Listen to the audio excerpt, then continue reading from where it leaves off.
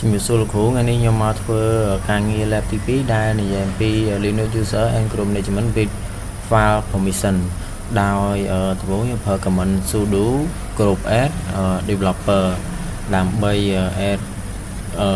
group developer និងមួយទៀត sudo group add UX UI ហើយទៅនឹង add group មួយទៀតគឺ sudo group add dweb ដោយនៅខាងលើក្នុងវីដេអូនេះគឺខ្ញុំបានធ្វើឲ្យម្ដងហើយអញ្ចឹងពេល add ចូលម្ដងទៀតគឺវាអត់ឲ្យទេបាទហើយពេលយើង add ទៅហើយយើងប្រើ command sudo group sudo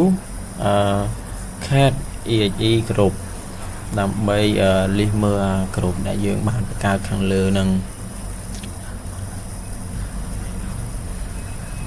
នេះលោកគ្រូវាបង្ហាញមកនៅក្នុងនឹងទាំងអស់បន្ទាប់មកទៀតគឺយើងប្រើ command ដើម្បី sudo ដើម្បី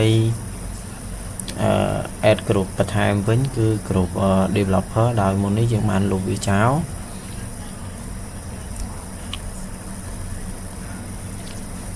group add developer developer បាទ developer ហើយក៏វាប្រាប់ថាក៏អត់ទាន់មានដែរ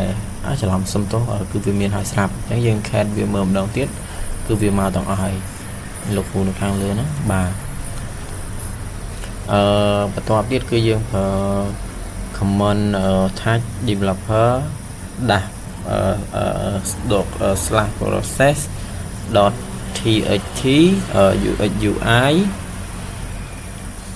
/process.txt and developer process/txt ឥឡូវយើងចាប់ផ្ដើមសរសេរtag developer process txt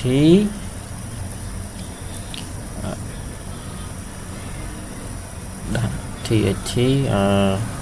UX/UI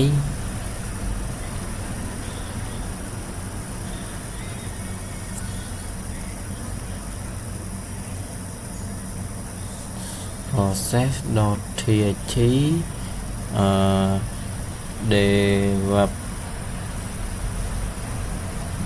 មួយទៀត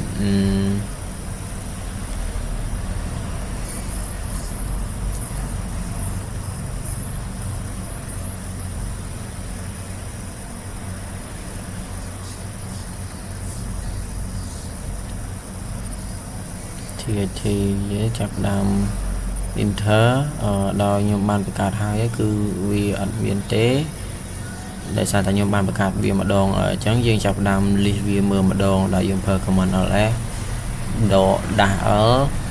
សញ្ញាផ្កាយហើយទៅនឹង .txt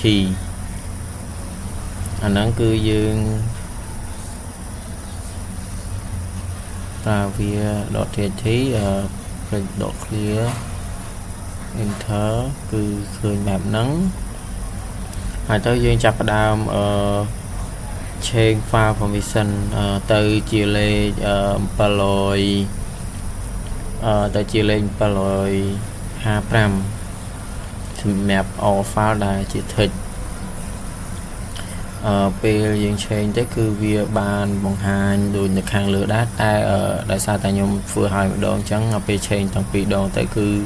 អត់បាននេះវាមកវាមាន/txt .txt ខាងក្រោយហ្នឹងបាទបន្ទាប់មកទៀតគឺយើង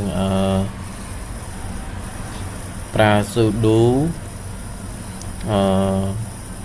chown root ស្មើ dweb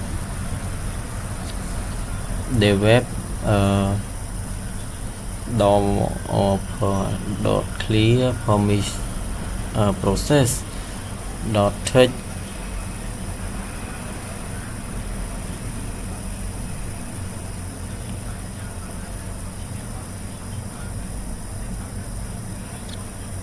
process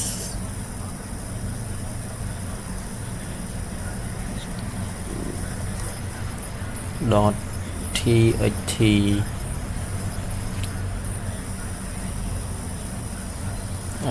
យើងផើអានឹងតដាទាំង3ដែលយើងបានបង្កើតខាងលើមានដូចជា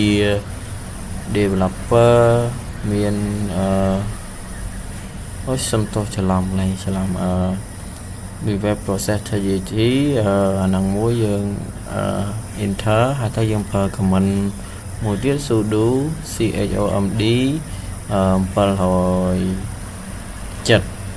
loop develop process.txt យើងប្រើ command នឹងហើយយើងប្រើ command ចុងក្រោយគឺ cat develop.process.txt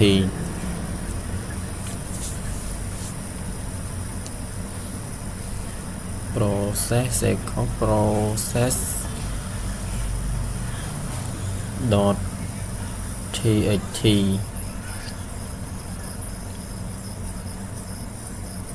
enter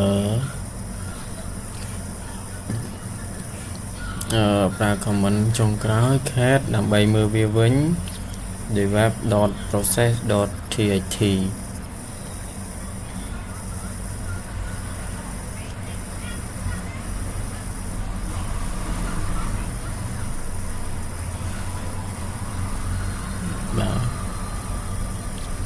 អរគុណច្រើនលោកគ្រូ